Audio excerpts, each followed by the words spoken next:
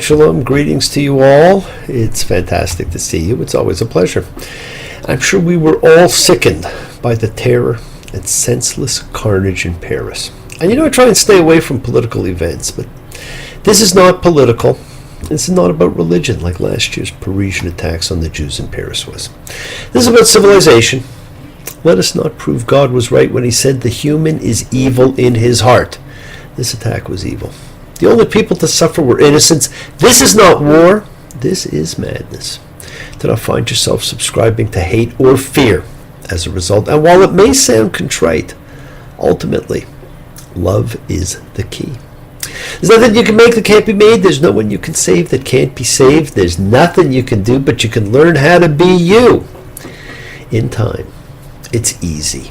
All you need is love. It's true, friends. All you need is love. Let us send love, goodwill, peace to everyone. Let us not turn to hatred or isolation. Je suis Paris. Now, I'd like to take a moment to say the peace prayer attributed to the great sage Rabbi Nachman of Breslov from the late 1700s. And if anybody would like a copy so that you could recite it yourself or with your group or at your own, Shabbat or any other service, send me an email and I'll be happy to send it to you.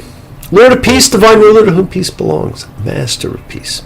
Creator of all things, may it be your will to put an end to war and bloodshed on earth and to spread a great and wonderful peace over the whole world so that nation shall not lift up sword against nation, neither shall they learn war anymore.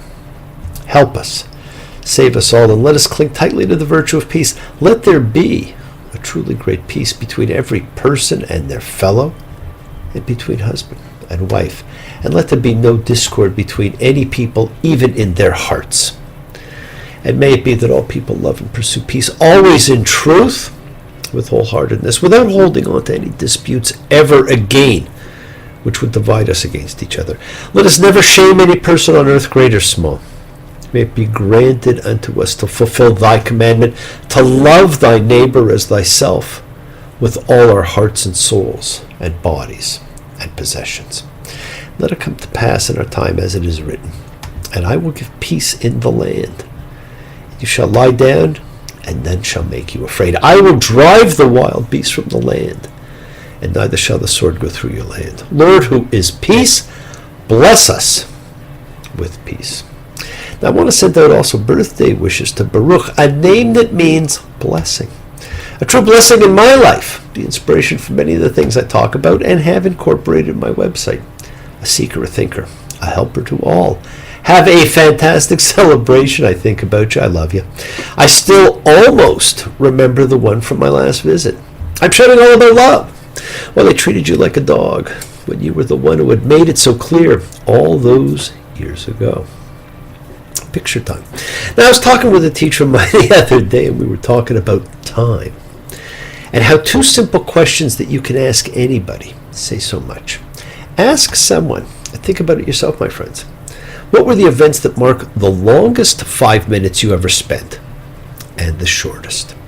And you hear things like time at the dentist, exam times, happy events, waiting to hear if the answer was yes. Sad events, frightening events, stimulating events. Everyone has an answer. They're all different, and they're all personal and individual. But so many center on making a decision.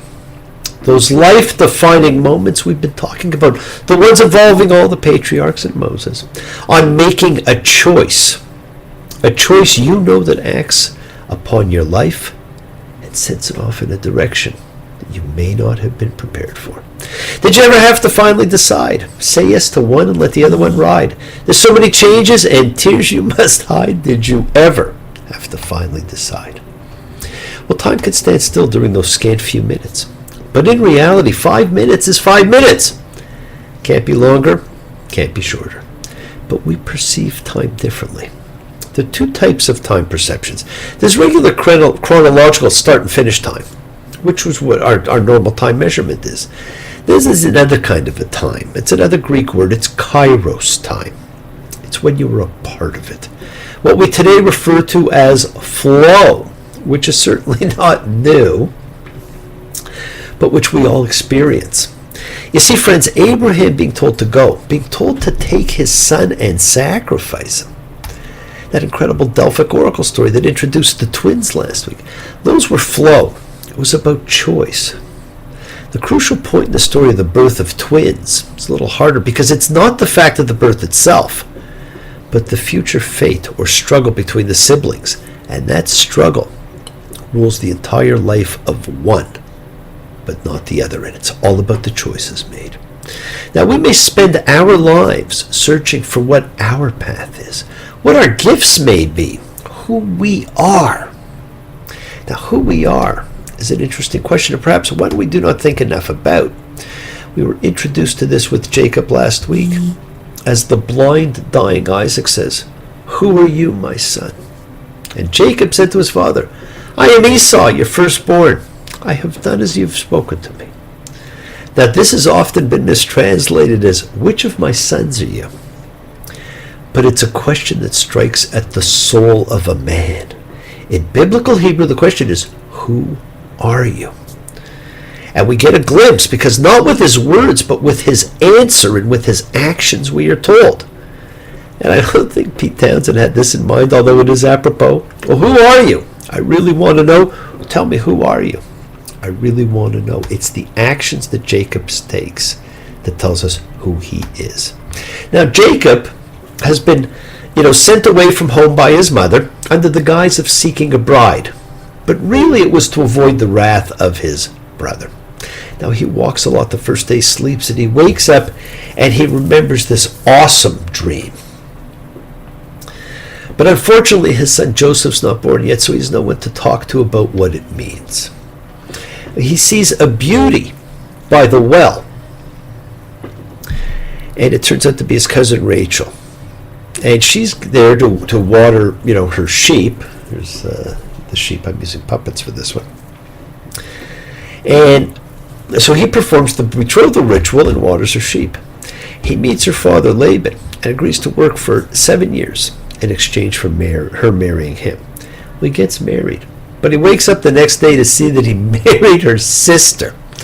This, my friends, gives rise to the wedding bedecking ceremony that's become so popular today. But that's okay, since there's no restriction on the number of wives that our forebears could have. So he works another 7 years to get who he wanted to marry in the first place. And he marries the right one this time, and he alternates having children with the two of them and their two maids until he decides it's time to go home. This is Vayetze. He went out, and he did not come back for 20 years, like the great Odysseus. Friends, this parsha opens with the second dream reported, but probably the most famous dream in the Bible. There's a lady who's sure that all that glitters is gold, and she's buying a stairway to heaven. Well, it's the famous Jacob's ladder dream that goes straight to heaven. Genesis 28:1. And he dreamed, and look, a ramp was set against the ground with its top reaching the heavens. And look, messengers of God were going up and coming down it, and look, the Lord was poised over him. And he said, I, the Lord, am the God of Abraham, your father, and the God of Isaac. God makes incredible promises to Jacob. And we are told, and Jacob awoke from his sleep, and he said, indeed, the Lord is in this place. And I did not know. And he was afraid. He carries a dominant feeling his entire life, fear. Even when God himself or herself appears. And he gets up to leave and puts a condition in place. If the Lord God be with me and guard me on this way that I'm going, to give me bread to eat and clothing to wear, and I return safely to my father's house, then and only then the Lord will be my God. Okay, so if God goes with him, protects him, provides anything and everything he would need or want, and then returns him to where he came from in order to claim his inheritance, then and only then he too will accept God as his Lord. Wow, I did not get that memo. There you go, my friends. Now, to some, it's the first demonstration of chutzpah, which, although thought to be from a Yiddish word, is actually from the Aramaic hu shpa, Therefore, it would be a second temple term. But it's also a simple statement of what anyone can actually expect, if you believe. Now, this Parsha is filled with payback. Jacob marries two of his cousins, has his famous children, magically manipulates his uncle's flocks, sneaks away in the middle of the night, and begins to fear that he will see his brother again, and panic sets in. Panic and fear. They just seem to go hand in hand. Now, as you know, sometimes there's so much of what we read that you don't know where to begin, what to focus on. And sometimes it seems like you have to really struggle to find something to talk about. Now, Genesis, unlike any other book in the Bible, is of the former, while to many Leviticus, the book of priestly rules, is of the latter. Now, there actually is something in everything, but Genesis is different. As I mentioned before, it is the only book of the Bible which can be read as its own book from start to finish. It truly is a self-contained unit. Now, someone had asked me when these events all took place, and I told them we're not sure. We can only use a best guess for dating many things, and we base it on available organic evidence, and that's why things may change. We may discover something not known before that alters what we thought previously. Of course, one of the great clues we have as to when incidents may have taken place could be from the edifices built or from the animals talked of. The great Minoan civilization of the Bronze Age, around 2000 before the Common Era, was all about the bull, and it was during the age of Taurus. Well, the Bible is all about sheep, the age of Aries. And so we can begin to notice, as we notice events that take place, and as we notice recurring themes, and there's a recurring theme in this particular story. The theme for Jacob is stones. And stones were used in ancient times to do a lot of marking, and we have a lot of stones from ancient times. So we can get a clue as to when some of these things may have taken place. And with Jacob, it starts with the stone in his head when he has his dream, to the stone markers he sets up throughout, the stone upon the well that'll roll away, a pile of stones he'll set up to mark his treaty with Laban. Stones become his personal motif. And it's so important in the betrothal scene when he rolls the stone from the well for Rachel. And we have now seen the betrothal scene several times, this time accompanied by Herculean strength. And his love is demonstrated as he rolls the giant rock away and waters the sheep. Falls in love with Rachel, the younger daughter of Laban. Meets Laban and tells his story to Laban. Genesis 29:15. And he stayed with him a month's time, and Laban said to Jacob, "Because you are my kin, should you serve me for nothing? Tell me what your wages should be." And Laban had two daughters. The name of the elder was Leah, and the name of the younger Rachel. And Leah's eyes were tender, but Rachel was comely in features and comely to look at. And Jacob loved Rachel. And he said, "I will serve 7 years for Rachel, your younger daughter." And Laban said, "Better I should give her to you than give her to another man. Stay with me." And Jacob served 7 years for Rachel. Sometimes you really dig a girl the moment you kiss her, and then you get distracted by her older sister, when in walks her father and takes you in line and says, "You better go home, son, and make up your mind." Well, Jacob says, "Give me my wife, for my time is done. Let me come to bed with her." And when evening came, Laban took Leah, his daughter, and brought her to Jacob, and he came to bed with her. And Laban gave Zilpah, his slave girl, to Leah, his daughter, as her slave girl. And Jacob ends up married to Zilpah too. "Now what is this you have done to me?" Jacob says. "Was it not for Rachel that I served you? Why have you deceived me?" Talk about calling the kettle black. And Laban said, "It's not done thus in our place, to give the younger girl before the firstborn."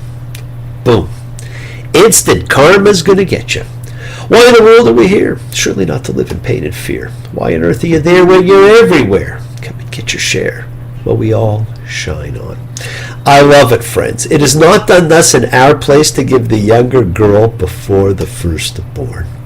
Laban is an instrument of dramatic irony, and it has the effect of touching a nerve of guilty consciousness in Jacob, who in his place acted to put the younger before the firstborn. And this effect is reinforced by Laban's referring to Leah not as the elder, but in the Hebrew as the firstborn, Bechira. Now, the whole story of the switched brides, it's a meting out of poetic justice to Jacob, the deceiver deceived, deprived by darkness of the sense of sight as his father is by blindness, relying, like his father, on the misleading sense of touch. It is an amazing tale. Now, I often tell my students to go and read the Midrash Bereshit Rabbah section, which vividly represents the correspondence between the two, as we were told. And all that night he cried out to her, Rachel, and she answered him.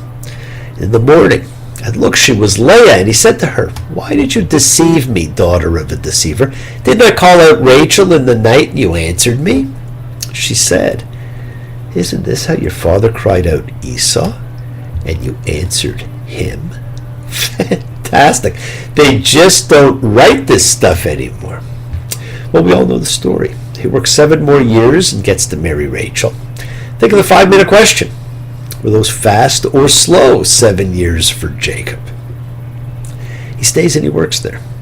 So now he's up to 20 years that he's been there, and he hates Leah. So God takes pity, and Leah gets pregnant, and the beginning of the 12 tribes ensues. And sadly, the emotionally neglected Leah sees a kind of vindication in having borne a son, and desperately imagines her husband will now finally love her. Friends, the things we do for love. As long as the planets are turning, as long as the stars are burning, as long as dreams are coming true, you'd better believe it that I would do anything for love. But I won't do that. Now, the 2 wives give their 2 maids as further wives for Jacob, and there's an interesting trading of pregnancies, leading to sons until we have 11 of the 12 famous sons of Jacob, and the daughter that no one talks about. I guess every family has one. But she will play a significant role later on. Jacob then packs them all up and sneaks off. Sail the ship, chop the tree, skip the rope, look at me. All together now, all together now. The world is sacred, my friends, and so is everything in it. Express your gratitude. Light a candle, make a wish, celebrate your life and the lives of those you love. Share your feelings with them. Live free, be free, honor your freedom. Be well, be happy, be blessed. Share and honor the light and all who live in the light and continue to shine. Continue to send everyone you know goodwill and love. Pray for peace and freedom for everyone, and end to terror and hatred. Parents, I hope you called your kids and told them you love them. Remember, friends, we are a community. We learn together, we celebrate each other, we love each other. We share this right together, men and women equally. Let us send out goodwill. Let us send out love, not fear. Peace, harmony, good healing to all who need it. And please do fall in love and enjoy love. It is a great gamble worth taking. Keep looking forward, my friends, in life. Break free of dogma. Follow your call to freedom. The journey is so much there for you to enjoy. The words of the traveling Wilburys: congratulations for making me wait. Congratulations. Now it's too late. Congratulations. You came out on top. Congratulations. You never did know when to stop. And it does not stop here, friends. This story of Jacob continues. Thank you all. Love you. See you all next time. And I do love seeing you all again. And remember, your wishes do come true. Bless you all. Have a fantastic week, a week of love and healing and peace. Have an awesome birthday, Bruce. Thank you all for joining me. Shabbat Shalom.